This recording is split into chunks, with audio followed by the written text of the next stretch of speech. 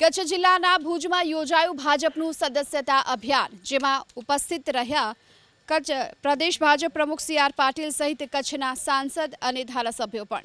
ભાજપના કાર્યકર્તાઓને સી.આર. પાટીલે 10 લાખ સભ્યો બનાવવા માટેનો ટાર્ગેટ આપ્યો છે. જોકે માંડવીના ધારાસભ્ય અનિરુદ્ધસિંહ દવેએ કાર્યકર્તાઓને ધમકીભર્યા શબ્દોમાં કહ્યું, જો કમળનું પાટિયું હટી ગયું તો કોઈ ઓળખશે પણ નહીં. કોઈ ગમે એટલી ફાંકા ફોજદારી કરતો હોય કે હું આમ કરી દઉં તેમ કરી દઉં, આ કમળનું ફૂલ હટી ગયું બધું પૂરું.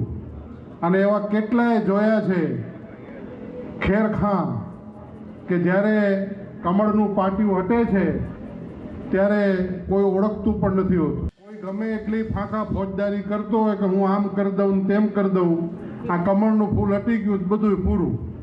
અને એવા કેટલાય જોયા છે ખેરખાં કે જ્યારે કમળનું પાટિયું હટે છે ત્યારે કોઈ ઓળખતું પણ નથી હોતું.